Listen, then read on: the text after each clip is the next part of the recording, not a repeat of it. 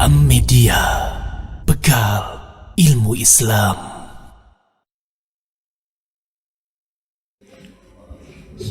Assalamualaikum warahmatullahi wabarakatuh. Innal hamdalillah nahmaduhu wa nasta'inuhu wa nastahdihi wa na'udzu billahi min syururi anfusina wa min sayyiati a'malina. Man yahdihillah fala mudilla lahu wa man yudlilhu fala hadiya lahu. Fashhadu an la ilaha illallah wahdahu la syarika lah wa ashhadu anna Muhammadan abduhu wa rasuluhu la nabiyya ba'dah. Faqala jalla jalaluhu fi muhkami tanzilihi ya ayyuhalladzina amanu ittaqullaha haqqa tuqatihi wa la tamutunna illa wa antum muslimun. Ya ayyuhan nasu ittaqu rabbakumul ladzi khalaqakum min nafsin wahidah wa khalaqa minha zawjaha wa batha minhuma rijalan katsiran wa nisaa wattaqullaha alladzi tasaaluna bihi wal arham innallaha kana 'alaikum raqiba. Ya ayyuhalladzina amanu ittaqullaha wa qulu qawlan sadida yuslih lakum a'malakum wa yaghfir lakum dhunubakum wa man yuti'illaha wa rasulahu faqad faza fawzan 'azima. Fa amma ba'du ibadallah rahimani wa rahimakumullah. Kembali dipertemukan oleh Allah Subhanahu wa taala dalam kesempatan yang baik ini untuk melanjutkan pembahasan Kitabul Kabair, Kitab Al-Kabair karya Al-Imam siapa? Az-Zahabi rahmatullahi taala alaihi. Dan masih pada dosa besar yang keempat, Al-Kabiratur Rabi'ah, yang dicantumkan oleh Al-Imam Az-Zahabi di dalam Kitabul Kabair. Setelah beliau menyebutkan beberapa dalil dari firman Allah Subhanahu wa taala, dan dalil seingat ana yang terakhir kita sebutkan itu adalah firman Allah Rabbul Alamin di dalam suratul Muddathir, ketika Allah Subhanahu wa taala menghikayatkan pembicaraan antara para malaikat penjaga neraka dengan mereka-mereka yang menjadi ahlun nar. Para malaikat ini bertanya, "Ma salakakum fi saqar?" Apa yang membuat kalian masuk ke dalam neraka? Maka jawaban pertama dari para penghuni neraka yang ditanya ini adalah apa? Qalu, mereka berkata, lam nakun minal musallin. Kami dulu ketika di dunia, kami tidak termasuk orang-orang yang melaksanakan atau mendirikan sholat. Yang mengisyaratkan kepada kita semuanya bahwa jazaa'u tarkis sholati dukhulun nar, bahwa balasan meninggalkan sholat yang diwajibkan oleh Allah Subhanahu wa taala itu adalah dukhulun nar, masuk ke dalam neraka Allah Subhanahu wa taala. Jazaan, sebagai balasannya. Dan ketika Allah Rabbul Alamin membalas satu perkara dan kemudian disampaikan secara terang benderang, jelas, nyata-nyata bahwa jika melakukan ini masuk neraka, itu mengisyaratkan bahwa perbuatan tersebut termasuk dosa besar. Dan kita sudah pernah sampaikan ada beberapa alasan dosa itu disebut dosa besar. Kata siapa? Ada beberapa perkara kalau begini keadaannya maka itu dosa besar. Kata sahabat siapa? Abdullah ibnu Abbas. Siapa yang bilang Abdullah ibnu Abbas tadi? Antum. Tenang, dapat hadiah, tenang. Fadhal, kasih hadiah. Iya, nah sekarang sebutkan apa alasannya atau bagaimana sebuah dosa itu bisa disebut dosa besar? Apa saja yang menjadi penyebabnya? Fadhal. Pertama, diancam neraka secara khusus. Kemudian yang kedua, perbuatan itu dibenci, dimurkai Allah. Allah mengatakan Allah tidak suka. Kemudian yang ketiga, Allah melaknat. Beda antara murka dengan laknat. Beda antara apa? Murka dengan laknat. Bedanya apa? Apa bedanya? Laknat dijauhkan dari rahmat. Kalau murka ayo, bedanya apa? Murka marah, kalau laknat gak pakai lah. Ya, naam. Murka Allah subhanahu wa ta'ala, kemarahan Allah itu mendatangkan azab. Taib. Adapun laknat itu adalah ketika Allah menghentikan rahmatnya kepada seseorang. Allah tidak mau menyayangi dirinya lagi karena perbuatan hamba itu sendiri. Maka itu tandanya seseorang dilaknat oleh Allah subhanahu wa ta'ala. Sebagaimana dijelaskan oleh Imam Ibnu Hajar al-Asqalani rahimahullahu ta'ala. Kemudian apa lagi alasannya? Sudah selesai. Setiap dosa yang secara khusus diancam dengan hukuman khusus, baik di dunia ataupun di akhirat. Jelas ya? Itu perkara yang membuat satu perbuatan itu termasuk dosa besar.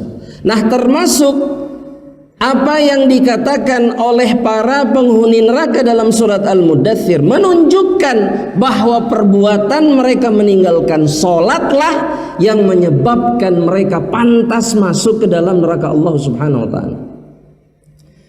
Jadi kalaulah ada yang mengatakan meninggalkan sholat itu nggak kafir, masih dosa besar bukan? Bahkan banyak ulama yang mengatakan meninggalkan sholat, seperti Al-Imam Ibnu Qayyim rahimahullah ta'ala, beliau mengatakan tarkus shalah asyaddu minal qatli waz zina. Meninggalkan sholat itu adalah dosa yang jauh lebih besar daripada membunuh ataupun berzina. Oh, masya Allah. Taib. Tenang. Taib, ya. Kenapa lebih hina dari binatang? Coba, kenapa lebih hina? Kalau binatang walaupun tidak punya akal, tapi dia kasih apa? Gak ada binatang masuk neraka. Ada binatang masuk neraka? Gak ada. Coba anda mau tanya, ada tidak hadis atau ayat yang mengatakan bahwa binatang masuk neraka? Jemaah, nggak ada. Sehingga manusia yang masuk neraka itu lebih rendah memang dari binatang. Paham? Iya. Mending ini tenang ya, kalimatnya ini penjelasan, tenang. Ini bukan caci maki, tenang. Ya, bukan caci maki, tapi untuk menunjukkan bahwa manusia yang tidak taat, dia merendahkan dirinya jauh lebih rendah dari makhluk Allah yang lainnya, yang dia anggap hina, yang dia apa? Anggap hina. Seperti binatang gak ada yang masuk neraka, gak ada yang disiksa karena perbuatannya. Baik, sampai di situ jelas insyaallah jemaah. Jelas? Baik, kita lanjutkan jamaah rahmatullah. Kemudian Al-Imam Adz-Dzahabi rahimahullah ta'ala, beliau menyebutkan beberapa hadis yang menjadi dalil khususnya bagi beliau untuk menunjukkan bahwa meninggalkan salat itu dosa besar. Bahkan beliau termasuk di antara jumhur ulama yang mengatakan bahwa meninggalkan salat itu termasuk kekufuran. Jadi orang yang meninggalkan salat itu keluar dari mana? Dari Islam. Sebelum ana lanjutkan, antum atau hadirin sekalian berpendapat dengan pendapat yang mana?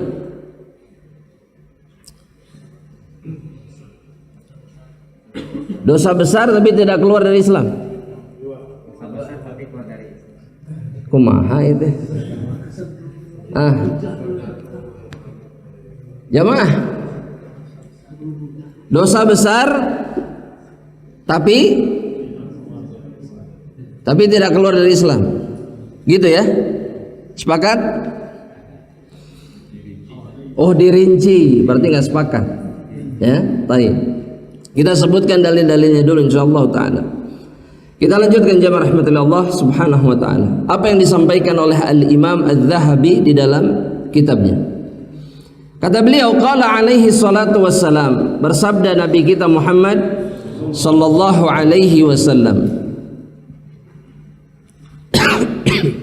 dalam hadis yang diriwayatkan oleh Al-Imam At-Tirmidzi, kata Rasulullah sallallahu alaihi wasallam, al-ahdul ladzi bainana wa bainahum as-salah faman tarakaha faqad kafara, kata Rasulullah sallallahu alaihi wasallam. Apa artinya jamaah dari hadis ini? Yang punya buku dibaca nggak bukunya? Dibaca. Fadhal, dibaca arti dari hadis yang baru saja saya ucapkan. Nggak apa-apa, kan antum dekat di depan. Perjanjian yang ada di antara kita dengan mereka. Mereka di situ siapa jemaah? Tulis orang-orang musyrik dan juga orang-orang kafir. Dan yang dimaksud dengan al-ahdu itu artinya adalah pemisah atau pembeda antara kita dengan mereka. Maksudnya siapa tadi mereka tadi? Orang kafir, orang musyrik. Kata Nabi apa? Silakan fadhali, Pak Zakidi. As-shalah. Nah, maka barang siapa yang meninggalkannya, maka dia telah kafir. Maka barang siapa meninggalkannya, maka dia telah kafir. Dan yang dijadikan pembanding oleh Nabi, perhatikan, yang dijadikan pembanding oleh Nabi, perbedaan antara kita dengan siapa? Orang kafir. Bukan pelaku dosa besar, tapi dengan orang-orang kufar. Jelas? Nabi nggak milih golongan lain selain apa? Musyrikin kufar. Kemudian Nabi bilang, faman tarakaha faqad kafar, dan barang siapa yang meninggalkannya telah kufur. Perhatikan jamaah rahmatillah Allah, mungkin antum hadirin sekalian tadi yang berpendapat bahwa oh enggak, saya berpendapat meninggalkan sholat itu dosa besar karena mendengar pendapat lain, ya. Tapi mukanya itu jangan berubah ketika mendengar pendapat yang mengatakan kafir. Karena sebenarnya pendapat yang mengatakan kafir itu pendapat jumhur. Itu yang harus diingat baik-baik, ya. Bahkan yang mengatakan tidak kafir pun itu tafsil, dirinci, paham? Dirinci, nggak begitu saja. Oh nggak sholat, ya masih beriman lah selama nggak syirik, nggak gitu. Tapi dirinci, tafsil namanya apa? Tafsil. Tafsil artinya apa? Rinci. Jelas? Baik. Tafsil namanya apa? Tafsil. Kenapa? Kenapa harus dirinci? Karena ini masalah iman dan kekufuran. Kita tidak boleh apa? Terburu-buru. Jelas? Baik. Kita lanjutkan kepada hadis yang lainnya. Hadis yang lainnya, jamaah rahmatillah Allah, antum ada bukunya? Antum. Oh enggak, baik. Oh ketinggalan, labas, maafi muskilah. Ya. Hadis yang berikutnya, hadis sahih atau bukan? Sahih, karena diriwayatkan siapa? Al-Imam Al-Bukhari. Apa kata Rasulullah sallallahu alaihi wasallam? Beliau bersabda, "Man fatatuhu salatul asri habita amaluhu." Barang siapa yang apa? Yang luput darinya salat apa? Asar. Ya. Dan salat asar ini secara khusus Allah wasiatkan untuk dijaga. Betul?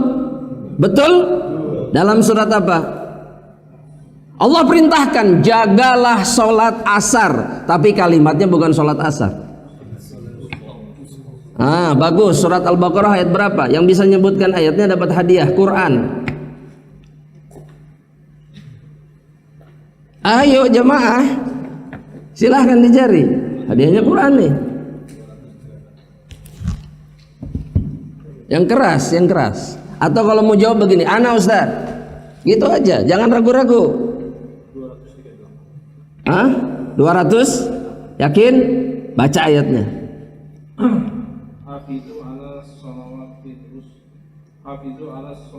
Salawati wassalatil wusta. Sudah sampai di situ.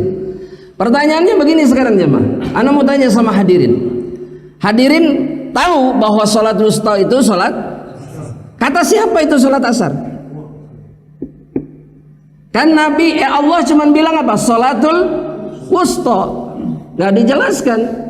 Salat wusta itu yang belah mana? Salat yang pertengahan Ustaz. Semua waktu salat bisa jadi pertengahan. Tinggal antum mau yang mana? Betul nggak? Iya. Ana mah dari zuhur Ustaz. Nggak, kalau ana dari subuh. Pasti kembalinya kemana? Ke subuh lagi kan? Dia bisa jadi titik awalnya, titik tengahnya. Betul? Jamaah? Aduh, ini terlalu serius nih semuanya. berat. Ya. Nah sekarang pertanyaannya, salat wusta itu salat asar kata siapa? Kata Nabi Muhammad sallallahu alaihi wasallam. Sudah sampai di situ dulu. Ya sudah nemu jawabannya, tahan dulu. Ya. Nabi sendiri yang mengatakan bahwa salat wusta itu adalah salat asar. Jelas? Kapan? Ketika perang Ahzab. Pertanyaan ana, perang Ahzab itu disebut juga perang apa?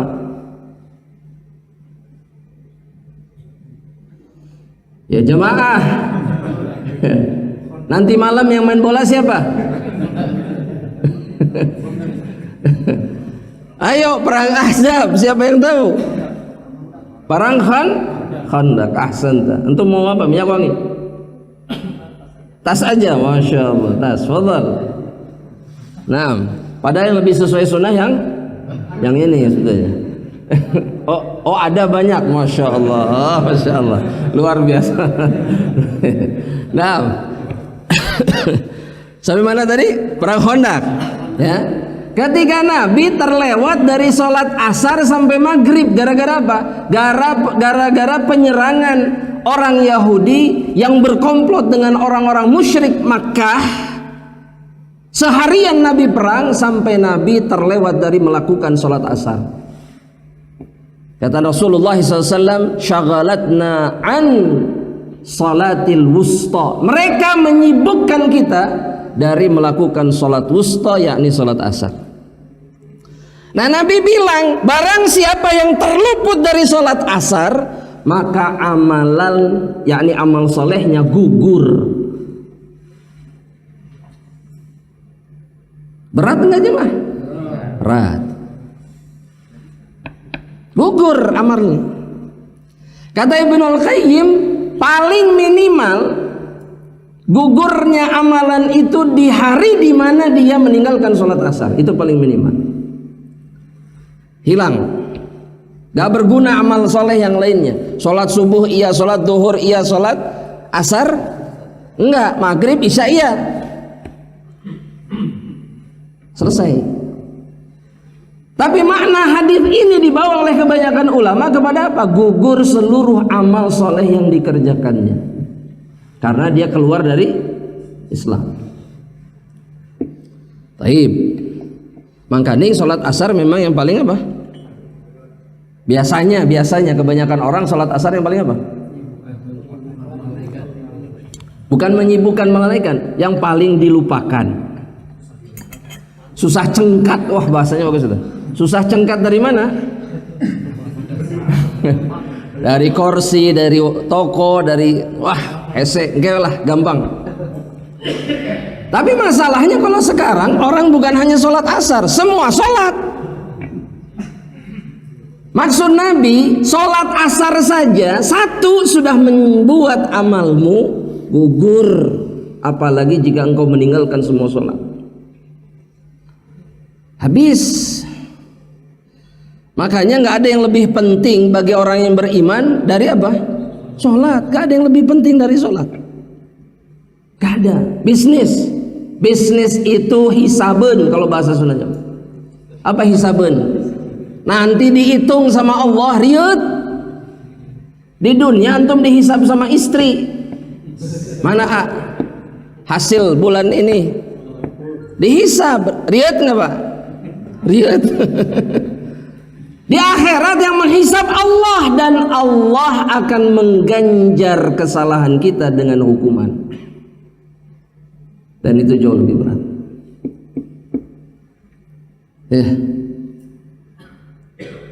Ini sholat asar ini, baru sholat asar. Kalau antum disuruh milih, ninggalin sholat, ninggalin yang mana?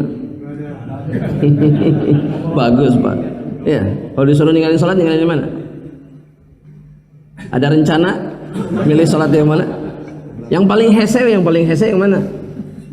Sholat yang paling sulit yang mana? Subuh sama isya bagi orang munafik.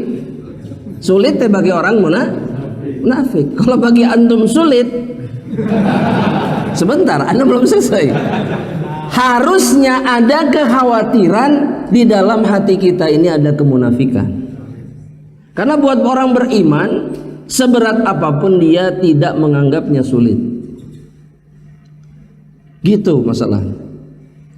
Ya, karena Nabi Muhammad SAW menjadikan tolak ukur tanda kemunafikan, salah satunya apa?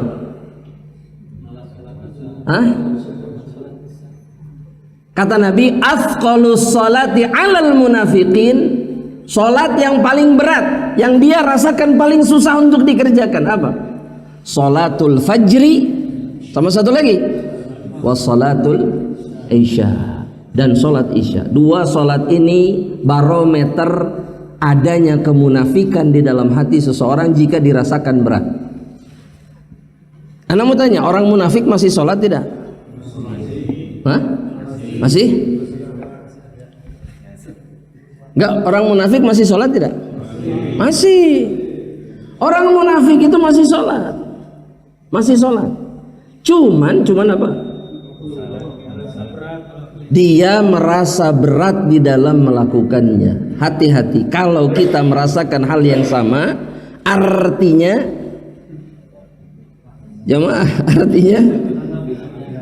bisa jadi ada kemunafikan. Baik, kita lanjutkan jemaah rahmatin Allah. Ada hadis yang lebih jelas lagi kata para ulama. Ini diantara hadis yang dianggap paling kuat, menunjukkan bahwa bedanya mukmin sama orang kafir itu dalam perkara sholat. Artinya kalau meninggalkan sholat gak ada bedanya dengan orang musyrik dan kafir. Kata Rasulullah SAW dalam hadis yang diriwayatkan oleh Al Imam Muslim. Coba dibaca. Antum.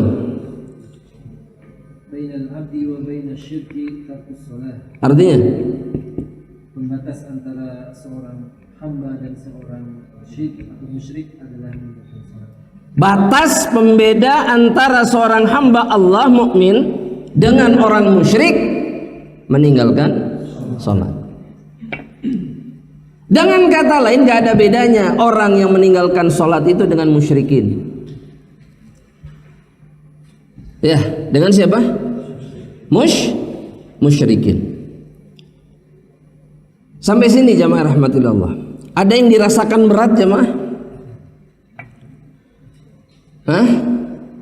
Enggak serius. Ada yang dirasakan berat? Enggak ada? Enggak ada masalah? Jamaah? Enggak ada masalah? Insyaallah. Baik. Kita lanjutkan. Kemudian wa anhu, dan diriwayatkan dari sahabat yang sama juga. Sahabat siapa jemaah?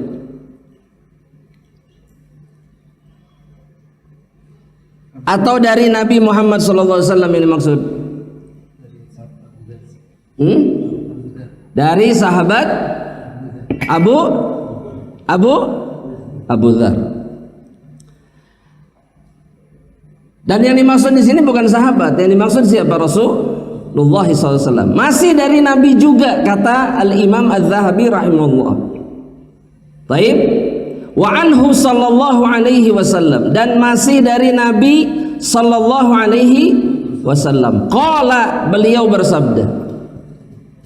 Nah, ini yang jadi dalil kemudian bagi sebagian ulama bahwa yang dihukumi kafir itu karena sebab ini. Kalau enggak sebabnya ini maka tidak kafir. Apa bunyi hadisnya? Coba yang ada bukunya baca. Jamaah. Man taroka solata, sampai di situ. Ana ulangi. Man taroka as-solata. Apa artinya? Barang siapa meninggalkan. Baik. Tulis di catatannya. Salat di sini maksudnya salat as-salatu al-wajibah, salat yang wajib. Salat fardu. Dan dalam Islam cuma ada berapa? 5. Jadi barang siapa yang meninggalkan salat, as-salat al-wajibah, salat yang wajib. Ya. Yang cuma ada berapa? 5. Berapa rakaat? 17 rakaat. Mumtaz. Muta'ammidan, ini juga digarisbawahi, secara sengaja, yakni sadar akan kewajibannya. Muta'ammid, ya, muta'ammid, tahu sholat 5 waktu itu wajib, tapi saya tidak mau sholat. Ya, dia mengatakan seperti itu, saya nggak mau sholat. Itu namanya muta'ammid, sadar bahwa dia lewat waktu asar, lewat waktu maghrib, lewat waktu isya, sadar bahwa dia meninggalkan kewajiban. Ini namanya apa? Muta'ammid. Nah, orang biasanya muta'ammid atau selain muta'ammid, malas, kaslan. Mana yang lebih sering biasanya?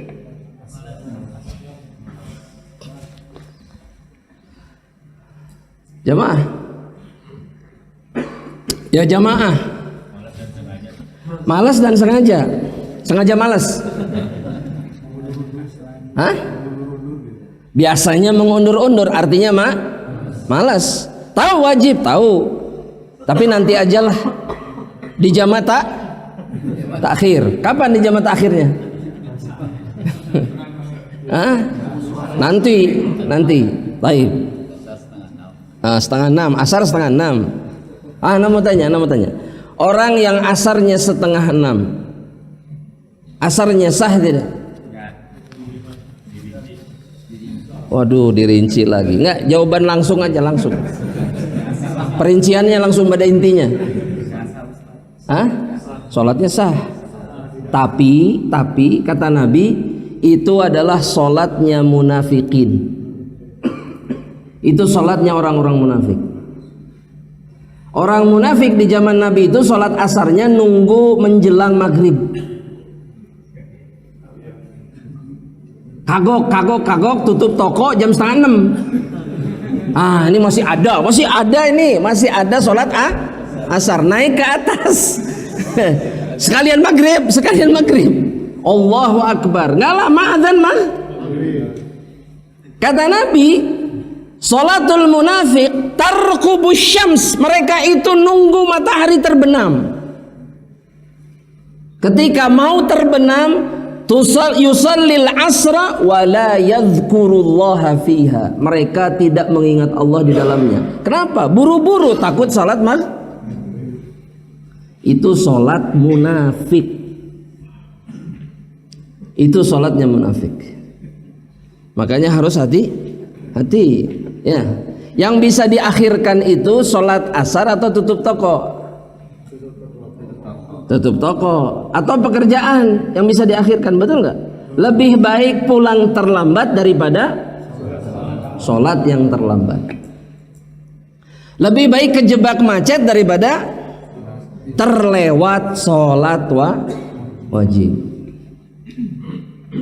Taib, kita lanjutkan. Belum selesai hadisnya ini. Apa kata Rasulullah SAW? Barang siapa yang meninggalkan sholat secara sengaja, faqad bari'at minhu zimmatullah. Apa artinya jemaah? Maka satu orang saja, satu orang. Antum? Maka janji Allah terlepas darinya. Apa yang dimaksud janji Allah di sini? Ya jaminan. Apa yang dimaksud dengan jaminan Allah? Jaminan masuk surga. Kalau dia meninggalkan sholat sengaja, sadar bahwa ini wajib tapi tetap ditinggalkan, maka Allah melepaskan jaminannya terhadap hamba tersebut untuk masuk surga. Ya, jelas ya mah? Masya Allah. Taib, belum selesai, kita lanjutkan. Riwayat berikutnya yang disebutkan oleh Al-Imam Adz-Dzahabi rahimahullah ta'ala, kali ini dari sahabat Umar ibnul Khattab. Kata Umar ibnul Khattab radhiyallahu ta'ala anhu, kata beliau, ama innahu la hadza fil Islam aw la hadza li ahadin fil islami adha'as shalah.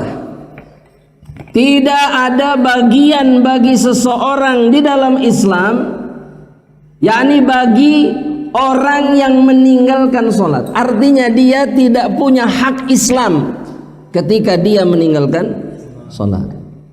Anda mau tanya, hak Islam apa saja jemaah? Ayo, yang bisa jawab dapat hadiah. Dalam satu hadis yang sahih diriwayatkan oleh Nabi Muhammad SAW, ini menjadi hadis pertama dalam Kitabul Jami'. Rasulullah SAW mengatakan hakul muslimi, ini hak Islam seseorang atas muslim yang lainnya ada berapa? Ada 6, ada 6 ya. Antum yang paling pertama tadi yang katakan, silakan. Soklah bekerja sama. Idza laqitahu fasallim alaihi. Mumtaz. Terus wa idza da'aka fa'ajibhu. Terus fa idzan stansahaka fansahu. Masyaallah. Terus fa idza atasa fahamidallaha fashammidhu. Terus fa'udhu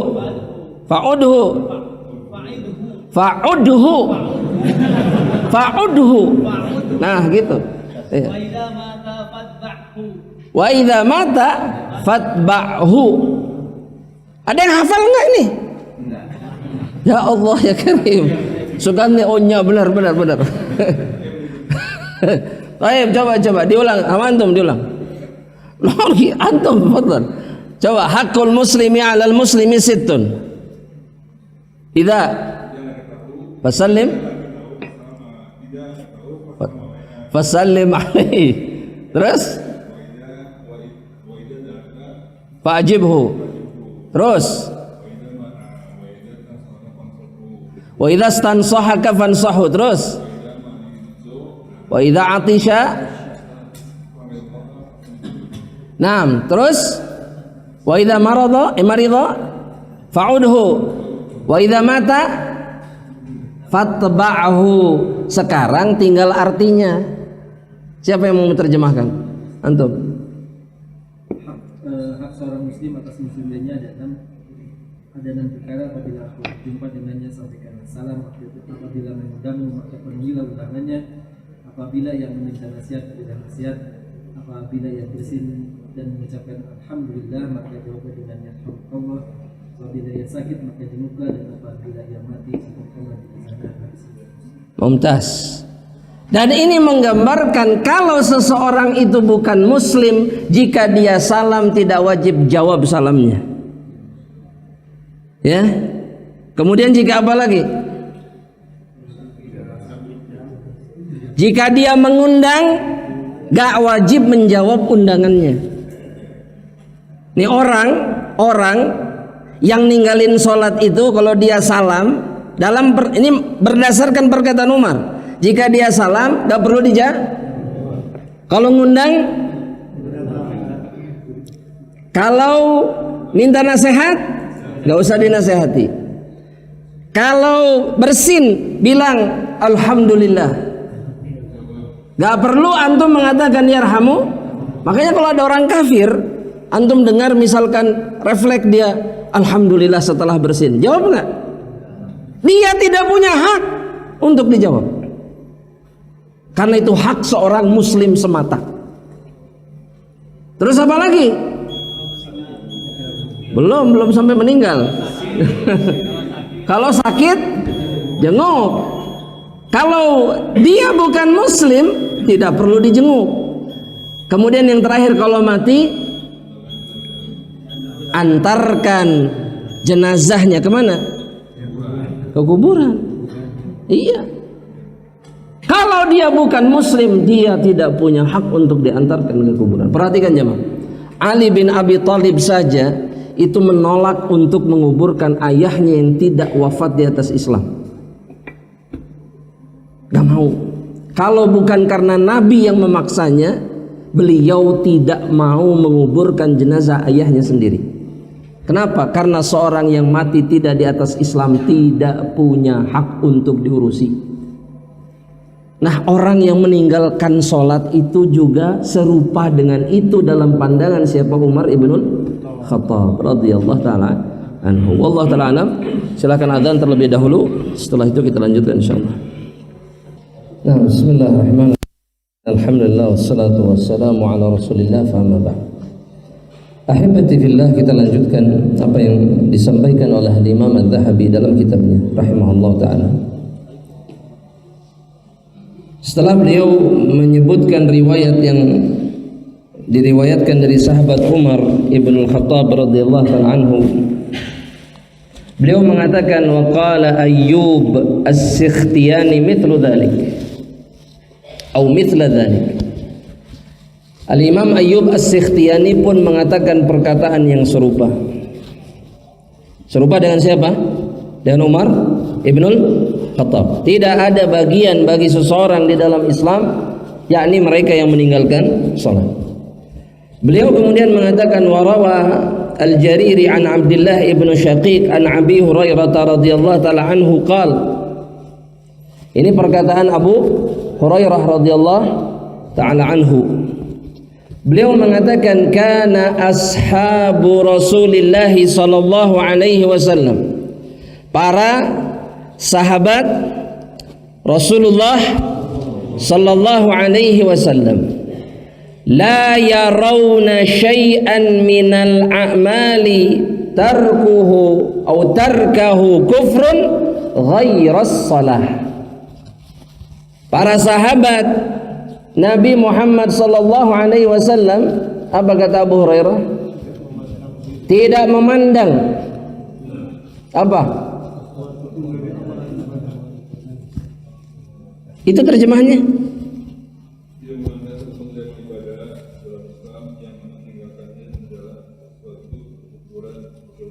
Kecuali sholat. Jadi para sahabat tidak memandang jika ada amalan yang ditinggalkan kemudian konsekuensinya itu menjadi kekufuran atau keluar dari Islam selain perbuatan sholat. Jadi maksudnya mereka melihat kalau orang meninggalkan sholat, para sahabat melihat bahwa orang yang meninggalkan sholat itu dia melakukan kekufuran, ay kharaja minal Islam, dia keluar dari Islam. Itu pendapat siapa? Para sahabat siapa? Rasulullah sallallahu alaihi wasallam, bukan sahabat Abu Hurairah. Tapi kata beliau, kami atau para sahabat secara umum memandang kalau sholat itu ditinggalkan maka dia adalah kekufuran. Yang dimaksud dengan kekufuran di sini apa? Keluar dari Islam, keluar dari Islam. Taib. Kita lanjutkan. Hadis ini diriwayatkan oleh atau athar ini diriwayatkan oleh siapa? Al-Hakim dalam Mustadrak, terus At-Tirmidzi duna tanpa menyebutkan sahabat Abu Hurairah atau dari Abu Hurairah.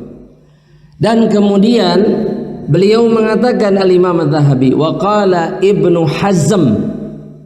Ibnu Hazm yang dimaksud siapa? Jamaah, antum pernah dengar nama Ibnu Hazm? Pernah. Waktu apa? Ulama Zahiriyah atau sering disebut Ibnu Hazm Al-Andalusi karena beliau dari mana? Dari Spanyol. Andalus di mana? Bukan di Gede Bage, bukan ya? Ya, ada komplek namanya Andalus di Gede Bage. Al-Andalus ini Spanyol. Orang lupa Andalus itu di mana, lupa. Spanyol sekarang itu dulu namanya Andalus. Ya, Andalus. Kemudian yang jadi pusat pemerintahannya mana? Qurtubah bahasa Arabnya. Al-Imam Al-Qurtubi dari Qurtubah, dari kota itu. Sekarang namanya apa? Cordoba. Kaum muslimin berapa lama berkuasa di Andalus? 800 tahun. Tapi lihat, sekarang penghuni Spanyol itu dipenuhi manusia-manusia setengah telanjang. Padahal dulu kaum muslimin lah yang berkuasa di situ. Itu menunjukkan apa jamaah? Menunjukkan apa? Bahwa keadaan bisa berubah dari Islam menjadi kekufuran. Kalau apa? Kalau kaum musliminnya lemah. Dan mereka lemah karena apa? Karena maksiat kepada Allah. Maksiatnya orang-orang Andalus apa? Kaum musliminnya musik. Itu yang membuat mereka terjerumus ke dalam hampir seluruh kemaksiatan, sehingga mudah bagi orang kafir untuk mengalahkan mereka. Ya, makanya orang-orang yang mengatakan musik itu halal atau boleh atau paling minimal makruh, sejatinya mereka adalah kaki tangannya orang-orang yang membenci Islam. Sudah, ya, itu faktanya. Karena dengan musiklah Andalus dihancurkan. Ya, khalas, selesai masalahnya. Baik. Ana mau tanya sekarang jemaah. Orang kalau suka musik, rajin ibadah nggak? Yang ada yang mantan musisi? Kok antum bisa tahu nggak ada? Emang nggak ada tampang musisi di sini? Mantan musisi? Waduh, mantan preman. Aduh. Bismillah, minum dulu. Kata yang mantan musisi teh, anak nggak mau membuka aib masa lalu. Oh, nggak apa-apa, boleh. Ya, karena itu aib, memalukan. Dulu mantan musisi memalukan. Iya. Apa yang harus dibanggakan dulu mantan pemain musik? Nggak ada. Dan setiap orang yang suka musik sadar bahwa mereka jauh dari Allah ketika suka musik. Jadi nggak usah maksa bahwa musik itu ada yang syar'i, ada yang tidak usah maksa. Hatta yang syar'i itu nggak rajin sholat. Ya, kalau lagi show, ya lagi show, lagi konser, sholat dulu atau sholatnya nanti diundur. Waliyadzubillah. Ya. Taib jamaah rahmatullah. Ini Ibnu Hazm. Ini perkataan ini belum kita sebutkan. Satu yang ingin Anda sampaikan, Ibnu Hazm itu min ahlis sunnah wal jamaah. Beliau diantara imam ahlus sunnah wal jamaah. Hanya orang-orang yang tidak berilmu yang mengatakan bahwa beliau bukan ahlus sunnah wal jamaah. Itu kata para ulama. Beliau mengatakan seperti ini, dan perkataan beliau hak. Kata Ibnu Hazm, la dzamba ba'da syirk. Tidak ada dosa setelah kemusyrikan. Ana ulangi sekali lagi. La dzamba ba'da syirk. Tidak ada dosa setelah kemusyrikan. A'zamu min tarkis shalah, yang lebih besar dari meninggalkan salat. Hatta yakhruja min waqtiha. Ya.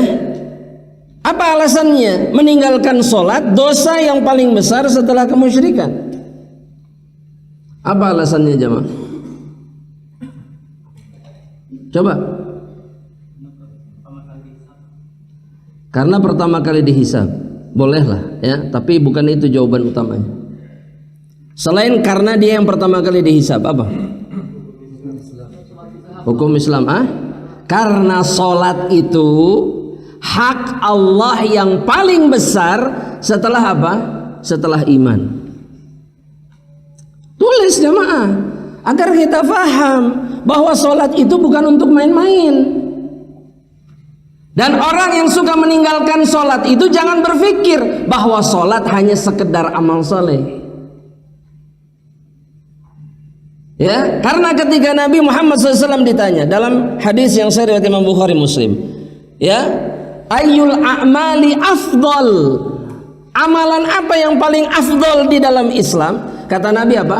As-salatu ala waqtiha au fi waqtiha. Salat tepat waktu. Sudah nggak ada lagi. Antum suka sodakoh, rajin memberi, suka membantu teman, tapi meninggalkan sholat, semuanya sia-sia, nggak ada gunanya. Antum tidak melakukan kebaikan yang lain, nggak bisa, nggak mampu, tapi antum menjaga sholat cukup. Sholat akan menyelamatkan kita di hadapan Allah. Iya. Dan karena sholat itu hak siapa? Hak Allah. Sholat kepada siapa? Ya, karena siapa? Allah. Dan mengharapkan balasan dari siapa? Dari Allah. Ya, makanya betul yang dikatakan Ibnu Hazm. Setelah syirik, dosa yang paling besar itu adalah meninggalkan. Tulis di bukunya, setiap dosa yang berkaitan dengan hak Allah, maka dia adalah dosa yang lebih besar dari dosa apapun. Dia adalah dosa yang lebih besar dari dosa apapun. Bahkan Ibnu Hazm dalam perkataannya ini mengatakan apa jamaah? Setelahnya dia baru mengatakan apa? Wa qatlu mu'minin bi ghairi haq. Baru membunuh orang beriman. Ya, beliau sampai bisa mengatakan bahwa membunuh lebih ringan dibandingkan, sedangkan kita menganggap membunuh lebih besar dibandingkan. Padahal yang benar yang mana? Meninggalkan sholat lebih besar. Andaikan mereka yang meninggalkan sholat sadar bahwa perbuatan mereka lebih buruk dari membunuh, maka niscaya mereka tidak akan meninggalkan sholat. Ya, tapi kerasanya udah nggak kayak gitu ya, ya mah, betul nggak? Iya, betul. Makanya yang meninggalkan sholat lebih banyak dari yang membunuh. Betul tidak? Padahal dosanya yang lebih besar yang mana? Meninggalkan sholat. Wallahu ta'ala alam bishawab. Sampai di sini jamaah rahmatullah. Insyaallah kita lanjutkan dalam perjumpaan berikutnya biidznillah ta'ala. Masih tentang bab sholat. Ya. Masih panjang jamaah, tenang. Ya, masih panjang perjalanan kita. Nah, barakallahu fikum. Silahkan kalau mau tanyakan sebelum ditutup, silahkan. Fadhal. 1, 2, 3, 4, 5. 5 dulu, fadhal. Assalamualaikum warahmatullahi wabarakatuh. Waalaikumsalam warahmatullahi wabarakatuh. Fadhal. Ustaz, apa bertanya ini tadi kan dibahas itu saja. Bukankah beliau salah satu yang menghalalkan musik? Beliau bukan menghalalkan. Beliau mengatakan bahwa hadis yang berbicara tentang pengharaman alat musik itu tidak sahih. Dan itu ijtihad beliau. Dan itu bukan dimaklumi, tapi dijelaskan oleh para ulama karena Ibnu Hazm ilmunya di dalam hadis, dalam masalah hadis lemah, tidak kuat. Sehingga beliau bisa berkata seperti itu. Dan tidak ada yang mengkafirkan Ibnu Hazm. Dan tidak ada yang mengeluarkan Ibnu Hazm dari ranah Ahlus Sunnah wal Jamaah, enggak ada. Beda dengan yang sekarang. Kalau yang sekarang ini menghalalkan apa yang diharamkan dengan dalil yang sangat lemah. Apa dalil yang sangat lemah? Perkataan Ibnu Hazm, bukan hadis, bukan ayat Al-Quran. Kalau mereka jelas salah, itu bedanya ya. Kalau para ulama itu masih ada udurnya, kenapa? Karena ijtihad mereka ketika salah masih dapat. Harusnya kita yang sadar bahwa ijtihadnya salah itu mengambil pendapatnya atau meninggalkannya. Iya, dan dalam masalah ini Ibnu Hazm itu satu-satunya. Masa kita mengambil pendapat satu orang dan meninggalkan kesepakatan seluruh ulama? Ya, mana yang lebih logis dan rasional? Mana yang lebih logis, yang masuk akal yang mana? Ya mengikuti kesepakatan. Dan dalilnya jelas banyak. Coba Anda mau tanya, satu aja sebutkan dalil bahwa musik itu haram.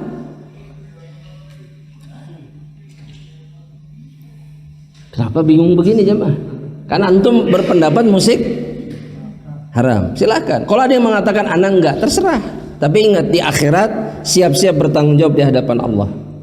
Karena engkau telah menghalalkan apa yang diharamkan oleh Allah dan Rasulnya. Sudah gitu aja. Kalau masih kekeh, silahkan ambil pendapat itu, silahkan. Tapi ingat, seseorang yang menghalalkan apa yang diharamkan oleh Allah, dia harus berhadapan dengan Rabbul Alamin nanti di akhirat. Itu aja, gampang. Gampang nggak jam? Gak gampang. Ya, kalau sudah berhadapan sama Allah, sudah selesai. Nggak bisa ngapa-ngapain lagi. Nah sekarang anak tunggu dalilnya apa? Satu aja. Luqman ayat 6, satu. Terus hadis Bukhari. Terus apa bunyinya? Tadi disebutkan terjemahannya oleh Pak Eka. Akan datang satu zaman, satu kaum yang mereka menghalalkan. Nah, betul. Yastahillunal hirra, menghalalkan kemaluan. Maksudnya menghalalkan zina. Zina itu biasa saja. Ya. Ada bahasa di sebagian waliyadzubillah ya, anak-anak muda zaman sekarang itu mereka mengatakan emang penting ya masih perawan atau tidak perawan. Kalimatnya begitu. Ini namanya artinya apa? Mereka menganggap bahwa zina itu gak ada masalah. Persis seperti yang dikatakan Rasulullah SAW. Persis. Mereka menghalalkan zina. Terus yang kedua harir, sutra. Kemudian yang ketiga apa? Khamr, minuman keras. Dalam riwayat yang lain yusammunaha bighairi ismiha. Mereka menamai khamr ini dengan berbagai macam nama. Ada yang ini, ada yang itu, sehingga orang nggak merasa itu khamr. Yang terakhir apa? Ma'azif, alat musik. Gitu Pak ya? Hah? Sepaket, semuanya sepaket, betul. Iya. Orang kalau main musik pasti khamr, pasti zina. Ustaz jangan bilang pasti. Ya kalau nggak pasti salah satu dari itu nggak akan jauh. Percaya? Waduh. Sudah. Itu pengalaman yang tidak perlu dijabarkan. Baik, kita lanjutkan. Sudah. Pertanyaan berikutnya silakan, siapa tadi? Fadhal, Pak Bogi. Assalamualaikum. Assalamualaikum. Allah barik fiik. Ya, ini ada pertanyaan titipan. Masya Allah. Ada dua pertanyaan. Yang pertama, apa hukumnya bila seseorang melakukan bid'ah sedangkan orang tersebut belum tahu ilmunya bahwa itu bid'ah? Nah. Yang kedua, di dekat rumah kakek anak ada masjid yang di dalamnya ada kuburan. Nah. Kuburannya udah lama, dari anak kecil sampai anak remaja, dan anak sholat di situ. Apakah sholat anak sah? Taib. Yang pertama, jika tidak tahu tanpa ada ilmu, tanpa ada yang memberitahu, maka tidak serta-merta dihukumi berdosa. Ya, karena ada mawaniknya, ada maniknya, ada penghalangnya. Itu dulu aja. Kalau gambarannya seperti itu. Tapi cuman pertanyaannya, apakah seperti itu keadaannya?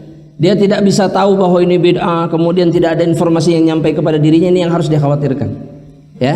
Tapi kalau sama sekali nggak ada yang ngasih tahu, maka tidak jatuh. Yang kedua, dalam masalah kuburan masjid ada kuburannya, jumhur mengatakan bahwa tidak sah sholat di dalamnya. Ya. Atau sebagian ulama mengatakan tidak sah, tapi kebanyakan ulama mengatakan boleh. Boleh itu maksudnya sah, bukan benar.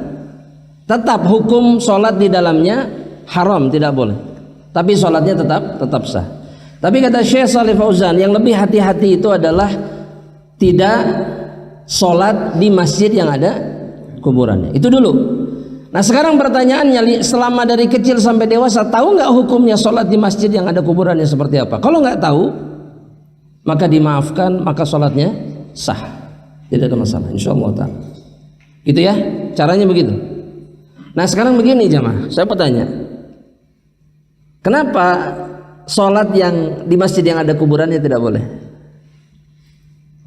Karena takut ada pengampunan. Nah? Karena Nabi yang mengharamkannya, selesai. Dan Nabi mengisyaratkan bahwa mereka yang menjadikan kuburan sebagai masjid itu sama persis seperti orang Yahudi dan Nasrani. Kata Rasulullah SAW, la'anallah al-yahud wa nasara. Allah melaknat Yahudi dan Nasrani. Kenapa? Ittakhadhu qubura anbiya'ihim masajid. Mereka menjadikan kuburan-kuburan nabi mereka sebagai masjid. Dan itu yang menyebabkan mereka dihancurkan oleh Allah. Gitu aja. Ya, tasyabbuh dengan orang Yahudi dan Nasrani, gak boleh makanya. Ya, gak usah mengatakan ini dan itu, sederhana. Dan yang perlu diperhatikan, Nabi mengatakan kalimat ini di hari-hari terakhir dari kehidupannya. Di antara wasiat Nabi di hari-hari terakhir, salah satunya ini, Allah melaknat Yahudi dan Nasrani, Nasara yang menjadikan kuburan nabi-nabi mereka sebagai masjid. Wallahu ta'ala alam bishawab. Itu kuburan Nabi. Bagaimana dengan kuburan orang biasa? Ya, kuburan Nabi saja di laknat kalau disengaja dijadikan masjid. Wallahu ta'ala alam bishawab. Mudah-mudahan terjawab insyaallah. Nah, silakan pertanyaan berikutnya. Antum. Ya antum, siapa lagi? Antum kan kata Anda. Ini Ustaz ada dua pertanyaan. Satu aja ya? Gak apa-apa? Iya. Kalau misalnya tragedi Xinjiang yang Uyghur kan banyak yang apa sih yang nggak bisa sholat karena konflik dilarang sama China. Apakah mereka didapatkan pahala saja atau gimana gitu? Nah, sebetulnya nggak ada uzur yang membuat seseorang tidak bisa sholat. Nggak ada. Nggak ada. Karena Nabi Muhammad SAW memberikan penjelasan kepada seorang sahabat yang terkena bawasir, terkena apa namanya kalau bahasa kita tuh hemoroid, wasir, kena wasir. Saya nggak bisa sholat ya Rasulullah, berdiri. Kata Nabi, kalau nggak bisa berdiri, duduk. Kalau nggak bisa duduk, berbaring. Sehingga bagi saudara-saudara kita yang dipaksa tidak boleh dan segala macam, misalkan mereka masih tetap wajib sholat dan sholat bisa dilakukan dengan cara apapun meskipun mereka tidak bersuci. Itu difatwakan oleh para ulama. Bersuci nggak bisa. Mungkin mereka naudzubillah min dzalik, belenggu dan seterusnya sehingga tidak bisa bergerak. Mereka tetap sholat dengan cara apapun. Dan Allah menerima sholat mereka. Ya. Dan sekali lagi jamaah rahmatillah Allah, sekali lagi kita ini tidak bersyukur kepada Allah dengan sebaik-baiknya syukur ketika Allah mudahkan kita untuk beribadah. Di saat sebagian saudara kita yang lain harus begitu ibadahnya. Bahkan mereka diharamkan dari beribadah dan mengibadahi Allah Subhanahu wa taala. Ya. Dan itu bagi Allah bukan sesuatu yang sulit. Mengubah keadaan mereka yang tidak bersyukur menjadi seperti itu. Allah cabut kenikmatan untuk mudah beribadah. Makanya jangan pernah menyia-nyiakan kenikmatan ini. Jangan pernah. Karena kapan waktu bisa dicabut sama Allah Subhanahu wa taala. Allah taala. Silakan, siapa lagi? Antum. Kalau misalnya wanita yang berumah tangga, kalau misalnya lupa sholat asar, kita sibukannya sama kerja rumah, gak apa-apa. Tinggal dia sholat di waktu di mana dia ingat. Ya, karena kata Rasulullah SAW, man nasiya an sholatin aw nama anha, barang siapa yang lupa dari sholat atau tertidur, fal yusalliha hina dzakaraha kama qala sallallahu alaihi wasallam, maka hendaknya dia sholat ketika dia ingat atau ketika dia terbangun dari tidurnya. Jadi kalau ingatnya isya, sholat asar nggak? Sholat asar nggak? Sholat asar, sholat saja sudah. Ya, dan itu diantara rukhsah keringanan yang diberikan di dalam Islam. Nah, siapa lagi tadi? Antum. Ini yang kelima berarti kan? Fadhal. Salam warahmatullahi wabarakatuh.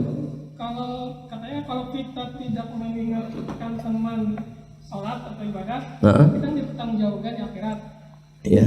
Dan sedangkan dia masih punya keluarga yang mengingatkannya. Ana mau tanya sama antum. Teman kita ini saudara kita bukan? Khalas, selesai. Langsung tapi kita mengingatkan, dia marah-marah. Gak ada masalah. Dia mau marah-marah, jingkrak-jingkrak, loncat dari gedung, terserah. Iya. Enggak. Karena kewajibannya yang pertama apa?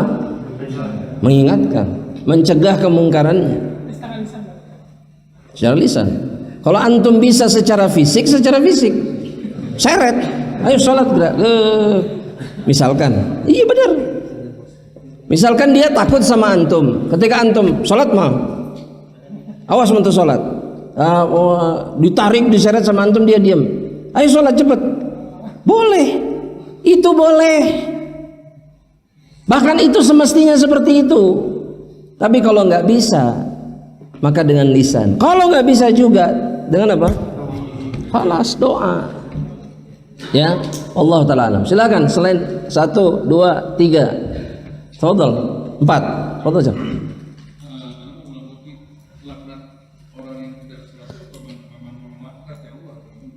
Kenapa? Orang yang tidak mau sholat?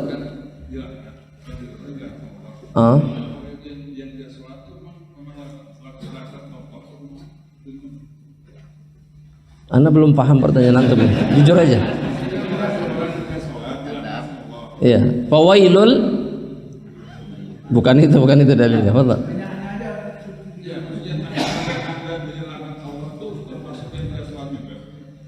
Oh, orang yang dijauhkan dari rahmat Allah, apakah kemudian tandanya itu dia meninggalkan sholat? Jelas. Atau meninggalkan kebaikan yang lain. Karena orang yang tidak dirahmati oleh Allah maka akan jauh dari hidayah. Hatinya tidak akan tergerak untuk melakukan kebaikan. Dan semua itu karena dosa. Karena apa? Dosa yang dilaknat oleh Allah Subhanahu wa taala. Baik, tadi siapa setelahnya? Antum. Nanti Pak Fridal terakhir, insyaallah. Afdal. Apa? Sholat tahiyatul masjid di waktu yang terlarang, hukumnya itu asalnya seperti apa? Hukumnya jaiz, boleh. Ya, yang tidak boleh itu adalah sholat sunnah mutlak, yang tidak ada sebabnya sama sekali. Adapun tahiyatul masjid atau yang semisalnya boleh, tidak ada masalah. Seperti syukrul wudu, selesai wudu kemudian sholat sunnah, itu boleh jaizun dalam pandangan kebanyakan ulama. Wallahu ta'ala alam, tidak ada masalah. Fadhal, siapa lagi? Antum. Bagaimana menasehati saudara kita yang menganggap sholat itu hanya untuk menggugurkan kewajiban. Nah. Dan kalau kita melihat imam, karena di lingkungan anak yang sholat maghrib itu sekarang kudu terus, Ustaz, apakah kita berdiam diri atau?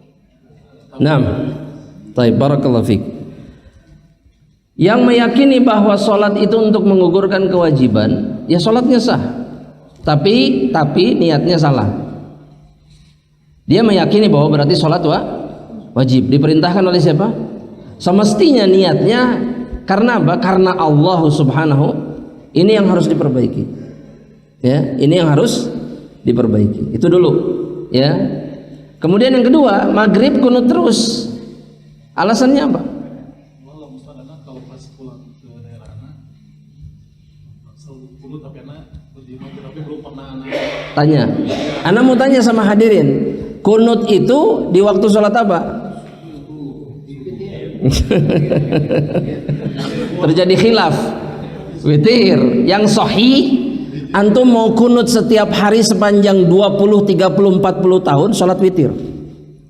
Ada kunut yang disebut dengan kunut witir. Yang dibaca di kunut subuh itu adalah doa kunut witir, bukan doa kunut subuh. Allahumma hdina fi man hadait wa afina fi man afait. So, lihat hadisnya. Nabi membaca itu ketika witir. Bukan ketika sholat subuh. Nah, pernahkah Nabi witir ketika sholat subuh? Pernah. Bahkan Nabi kunut di semua waktu sholat, tapi cuma 1 bulan. Ini khilaf di antara para ulama. Silahkan kalau menganggap ini khilaf, tapi itu tidak akan pernah menghilangkan fakta bahwa Nabi cuma sebulan kunutnya. Sudah. Nah, kita memilih karena kita cinta Rasulullah SAW. Kita memilih untuk apa? Melakukan yang sama persis seperti Rasulullah SAW. Udah gitu aja. Beres. Ya, nah sekarang sikap kita gimana kalau berada di belakang yang kunut? Ada 2 pendapat ulama dalam masalah ini. Tetap ikut, tetap apa? Meskipun salah, kesalahannya ditanggung imam. Sholatnya sah, jelas? Atau yang kedua, tidak ikut, dan ini pun boleh. Ya, ada dalilnya. Karena tidak semua yang dilakukan imam atau tidak ada keharusan sama persis seperti imam. Paham maksudnya jemaah? Yang harus sama persis apa? Yang harus diikuti imam itu apa? Ketika dia bertakbir kita, ketika dia ruku kita ruku. Itu yang harus diikuti. Rukunnya. Tapi kalau salahnya, jemaah, atau misalkan ketika imam seperti Nabi Muhammad SAW, Nabi lihat cucunya ketika sholat diangkat, kita ikut ngangkat? Enggak. Teman diangkat sebelahnya kan enggak. Sahabat tetap diam, padahal Nabi bergerak. Nabi membunuh ular dengan tongkatnya, sahabat ikut tidak? Enggak. Sehingga berbeda dalam hal yang seperti itu tidak membatalkan sholat. Paham? Makanya sebagian ulama itu membolehkan. Ya, nah sekarang pilihannya di tangan antum. Jelas? Baik. Barakallahu fikum. Siapa lagi setelah tadi? Enggak, sebelum Pak Fridel ada tadi. Oh iya, antum, fadhal.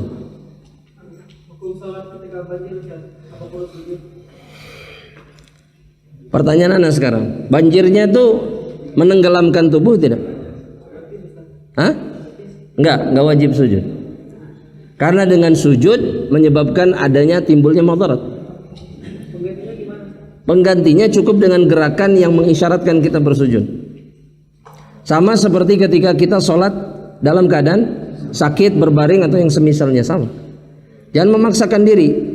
Seperti sebagian orang, anak tahu ada video-video yang ngalalapkeun kepala masuk ke dalam. Ya, anak tahu itu. Dan ini secara syar'i, semoga Allah menerima amal soleh mereka dan kita. Tapi secara syar'i ini bukan perkara yang dibenarkan. Karena ini uzur. Ketika seseorang memasukkan kepalanya ke dalam air banjir yang kotor dan seterusnya, ini ada madarat. Ya. Dan kaidahnya dalam Islam, darul mafasid muqaddamun ala jalbil masalih, mencegah kerusakan jauh lebih didahulukan daripada mencari maslahat. Jadi kalau sujud itu madarat, jangan sujud, ganti dengan cara yang lain. Ya, dan semoga Allah menjaga kita semuanya insyaallah. Amin. Yang terakhir Pak Fridel, silahkan. Jadi pernah diucapkan dengan agama hidup akan sekarang. Ya. Dengan ilmu hidup akan mudah. Ya. Dengan seni hidup akan indah. Dengan seni hidup akan indah. Pertanyaan saya ini Ustaz, tentang musik tadi, apakah semua musik itu yang diharamkan? Bagaimana dengan musik-musik yang dan nilai-nilai nasihat keagamaan? Nah, masya Allah. Ya. Pertama, yang bikin ungkapan siapa Pak Fridel? Itu dulu yang harus kita perjelas. Ya, kalau datangnya bukan dari Rasulullah SAW ataupun maka ungkapan ini bukan dalil sedikit pun di dalam Islam. Itu dulu. Ya. Dan Islam ini bukan agama yang menafikan, menghilangkan keindahan. Bahkan ada hadis yang berbunyi innallaha jamilun yuhibbul jamal. Allah itu indah, maha indah dan mencintai cuman ada cumannya, keindahan yang ditetapkan dan dibenarkan oleh Allah dan Rasulnya.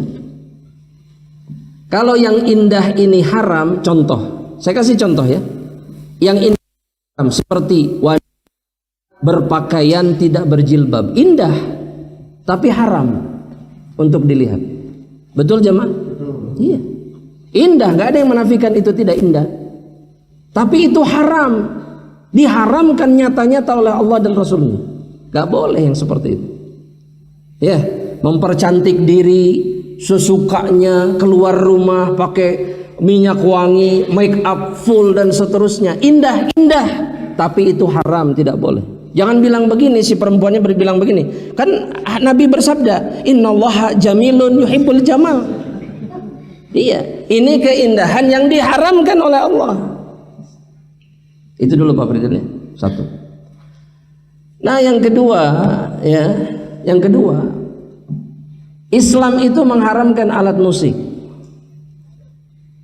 Sekali lagi ulangi, Islam mengharamkan alat musik dan memberikan keringanan hanya dalam momen-momen tertentu. Itu pun cuma satu alat musik, namanya duf. Duf itu sejenis genderang, gendang, apapun lah namanya, tapi tidak nyaring bunyinya, cuman dep dep dep gitu suaranya, kurang lebih seperti itu. Itu pun hanya dalam momen tertentu. Dan itu pun bukan sepanjang momen itu. Contoh, salah satunya pernikahan. Boleh ada yang bernyanyi main duf, tapi hanya sebatas mengabarkan bahwa di situ ada keramaian, ada walimah, ada pernikahan. Titik, bukan dari awal sampai akhir jeger, dang dug dang sampai akhir. Nggak ada dalam Islam. Iya, nggak boleh. Gitu ya, Pak Fridel? Hanya dalam momen tertentu atau dalam Id, ketika Idul Fitri atau Idul Adha. Dan ini rukhsah meskipun hukum asalnya nggak boleh. Kenapa? Karena ketika Abu Bakar melihat di sisi Rasulullah SAW ada jawari ini anak-anak kecil perempuan yang sedang main duf ketika Id, Abu Bakar kenapa marah? Karena beliau dan begitu juga seluruh para sahabatnya tahu bahwa alat musik nggak boleh. Tapi kata Nabi, ini hari di mana kita bergembira, biarkan mereka. Diberikan keringanan, tapi bukan berarti boleh. sepanjangnya. Enggak gitu. Jelas ya? Nah, adapun nyanyian itu tidak mutlak 100% haram. Beda. Senandung dengan alat musik berbeda. Kalau senandung tidak semuanya haram. Dilihat mengandung unsur keharaman atau tidak. Kalau tidak ada keharaman di dalamnya, tanpa alat musik hukumnya mubah, jaiz. Itu yang harus dibedakan. Kalau alat musik mutlak haram. Ya Allah Ustaz, anak teh hobi. Itu gimana gitar ana yang di rumah? Gimana piano ana yang di rumah? Itu urusan antum. Yang pasti kalau masih ada jangan dimainkan.